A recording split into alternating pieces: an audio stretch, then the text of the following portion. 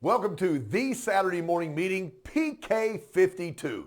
Hey, I've been waiting for it a long time. It's now time to talk about the 2020 all-wheel drive Camry. So let me take you back a little bit. Let's tell a little bit about the Camry and a little bit about the story of the Camry.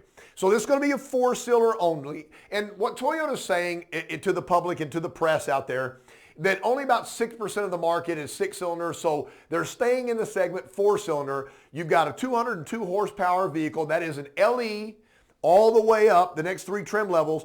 The L model does not come in an all-wheel drive, but if you go with the SE or the XSE, you pick up 3 horsepower, and that's basically by rerouting the exhaust system for a little bit more performance. So let me take you back in time.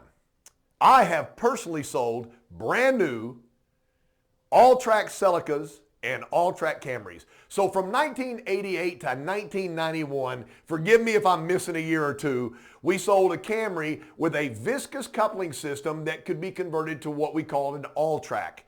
The vehicle only had, now wait. So people are complaining, well, no, KC, we really need a V6. It only has 202 horsepower. Well, let me take you back to 1988, 115 horsepower. And that was beast mode right there. So beast mode, all-track Camry, 115 horsepower. The vehicle had a base price of a little over $17,000. Now in 1988, let's bring that to 2020 money, and that's well over $40,000. So I can clearly tell the customer, based upon what you're getting and the technology you're getting, the value and the price of the Camry for 2020 is less money than it was in 1988. You can work that math out. We have an 8-speed transmission, which is a big benefit if you're looking at cars in this class.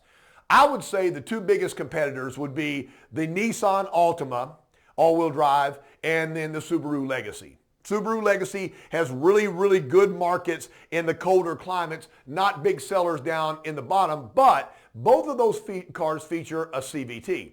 We've got an 8-speed transmission with paddle shifters, and everybody knows the difference in driving of those two vehicles. The gas mileage is down a little bit because we are going to be driving the rear wheel some. So 25 miles per gallon city, 34 right now posted for highway. Those are the numbers as they sit right now. I think the vehicle is a little less than 200 pounds heavier, or a little more than 200 pounds heavier than the front wheel drive because of the drive system for the rear. Cold weather package is standard on the all-wheel drive Camry, which makes sense because that's what you're at. Even in Miami, because I've lived in Florida, when it gets 60 degrees, everybody got that full jacket on, the muffler and everything. They'll need the seat heaters and the hand warmers because it's all the way down to plus 60 degrees. But again, you get the all-weather package. Some areas that Toyota's planning that 60% of their four-cylinder Camrys are going to be the all-wheel drive Camry. So you can pretty much pick these areas out for yourself, because if Subaru has a big footprint like Northeast, Northwest, in the Denver area, you're going to see a big population of this all-wheel drive Camry. So what I wanted to do is I want to go technical with you a little bit and kind of walk you through some stuff, because it's been a minute since I've done this on the Saturday morning meeting. So bear with me. Let's do a little something right here. So first of all, I'm going to be driving this vehicle in that kind of condition right there. So what do I have built into the system that makes me as a consumer saying, you know, the price you're charging me is very fair? So the first thing I'm going to do is vehicle stability control. I like to have a little fun with this.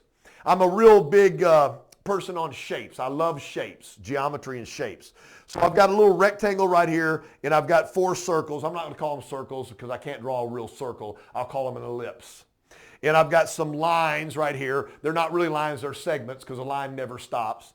And then so I'm going to draw in some other stuff right here. So I'm going to draw in another rectangle right here, and I'm going to put another segment right there, and then I'm going to put a 35 in there, and then I'm going to put a hemi or a half a circle in there. So that's a 35 mile an hour turn. So that's a 35 mile an hour speed limit on that curve. I'm going to go ahead and put into the car a driver speed of 85 miles an hour. Okay? So now what I've got is I've got a pretty dangerous situation. I've got a driver into a curve, came in way too hot. Let me do 7 segments right here. 1, 2, 3, 4, 5, 6 segments. One more rectangle. I've now drawn the guardrail. The question, I guess, of the day would be, at 85 miles an hour, are you going to make this turn? And the answer is yes, immediately after impacting the guardrail. So that's called pushing or understeer. It's when you turn the wheel and the car tries to go straight. There is my target right there. So the first thing I want to know is, how does the vehicle know? How does the computer know that I actually wanted to go to that X right there? And the answer to that is simple. The steering wheel position sensor. So vehicle stability control works like this. If I point the steering wheel there, that's where the car wants to go. So if you point the steering wheel in the wrong direction, get ready because you're going to go in the wrong direction. The next thing I know is I've got the yaw and roll rate sensor. Yaw and roll. All right, now, yaw. If you're in a boat or an airplane and the back end can move side to side, that's yaw rate. So it measures the amount of yaw in the car, or roll rate would be side to side. So it measures as I get into the current, is the car yawing or is the car rolling to the outside? Usually in a situation of understeer, I'm going to start getting a lot of roll to the outside. It measures that. Going from that, it goes to the wheel RPM sensor. I love this right here. Wheel RPM sensor. All right, so I'm going 85. The car's got a lot of roll. The steering wheel positioner says I want to go here, and the wheel RPM sensor goes like, woo, fast. It double checks that with the throttle position sensor. So basically what the car now knows is you got way too much throttle and the car is going way too fast for this 35 mile an hour turn. The great thing about it is, for everybody right now, is now the computer takes over. The first thing it does is it lights up what I call the ETCSI. That is the electronic throttle control system with intelligence, or the throttle that can think. So my problem here is the driver. The driver's got way too much foot into the throttle, and so it starves the throttle of fuel and air. So the car goes, whoa, whoa, whoa, and it starts to slow down. It may slow down enough that it makes the turn. So I've taken the driver's fault out of there by decontenting the power to the car. Next, can a car be steered with brakes? And I always go, name something you steer without a steering wheel. A zero-turn lawnmower, you hold the brakes or the brakes on the wheels on the inside, the vehicle turns around itself. A tank, a paddle in the water on a canoe. So the appropriate wheels or brakes are applied to it, which creates a hooking sensation, which takes the car directly through the turn. And now I go like, woo!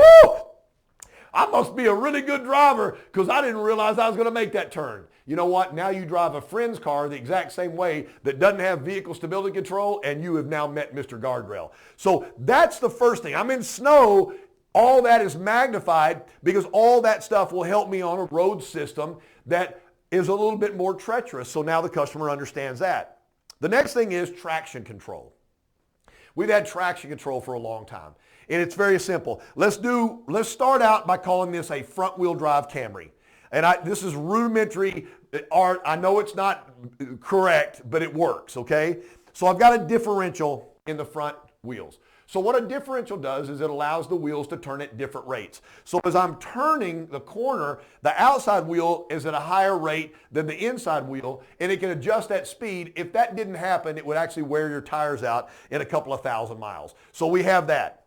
The problem now is that I'm going to spin a wheel. So I'm in a slick situation. There's ice or snow or water, and that wheel starts to spin.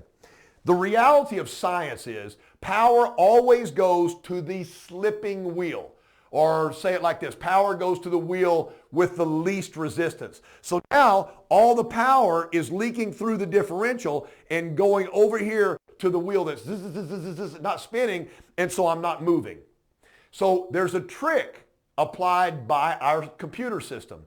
What happens is when that wheel starts to spin freely, the computer applies the brakes, the ABS, to the spinning wheel, which means the brakes would be applied here. And this is highly technical talk right here. I know a lot of people will fall with this one, but brakes can actually slow wheel rotation.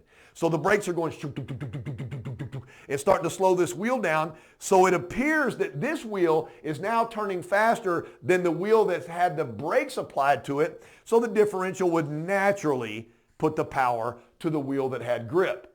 Once the wheel starts to slip, power goes back here, back here, back here. And I always did it old school when I trained it all the time. When I did product training, I went shook, shook, shook, shook, shaka Khan, shaka Khan. And so the way basically example is, if you got a customer that doesn't understand this, so Thanksgiving at grandma's house, she's got this giant oak table that weighs several metric tons. And she wants to move it more into the middle of the room so everybody can get to the food. So she gets the three biggest cousins over there and they start to push the table and they can't push it. It's too heavy. So they move it to the right, then they move it to the left, then they move it to the right, and they basically tack it across the floor. Watch this. And that's what happens, and the car drives away. Now I'm in a snowstorm and I've got the all-wheel drive Camry. I've been waiting for this car. How does the system work? Well, the system is called dynamic torque control. So now I've got a propeller shaft that goes down to the DTC module back in the back. This propeller shaft always turns. I'll tell you what the main function of this car is going to be. The main function of this vehicle wants to be two-wheel drive. So if I'm going straight down the highway, and the way the car would know that is all four wheels are turning at the same RPM, then no power is being added to the rear axle and everything is in front wheel drive, which is going to maximize fuel economy. So some customers that buy this all-wheel drive vehicle and drive straight to work and straight home every day are going to exceed the gas mileage because they're really never going to be driving the rear wheels. A second thing that can happen is, watch this, as I turn the vehicle, well, obviously this wheel has to travel a further arc than that wheel right there. And so there's a wheel speed sensor in there and a steering wheel position sensor. So as soon as I turn the steering wheel to make this arc, then I know this wheel has to be slowed down and I want to push myself through the turn so power can be delivered to the rear axle and power the wheels at up to 50% and 50% in the front. So that actually helps push me through the turn. If it starts to slip on ice, then power can immediately be shoved down to the two rear wheels at 50-50 split. So when I'm accelerating from a start, even on dry pavement or slick start, then I'm going to have a 50-50 split of power. If I'm really turning the car and I need that power to the rear axle to help push me around the corner more efficiently, then the computer has the ability to do that. I want to do one more thing for you, and I know this is kind of out of character because we do not have this, we do not have this available in the all-wheel drive Camry. But if I step up to the Highlander and I go limited or platinum, I can get torque vectoring. Now, torque vectoring is a whole nother ball game. So all of this stuff I just explained works basically the same exact way, but what torque vectoring does, it has the ability to change the power from side to side. So as I'm turning the corner right here, it's going to add more power to that wheel and less power to that wheel. And that's the torque vectoring. So it actually physically mirrors the angle of the turn. So we don't have that in Camry right now, but somebody might ask you a question, what's the difference between dynamic torque control and torque vectoring? Dynamic torque control has the ability to move 50% of the power to the rear wheels for better start and better cornering and better all-season driving. With that, that's been Saturday Morning Meeting PK 52.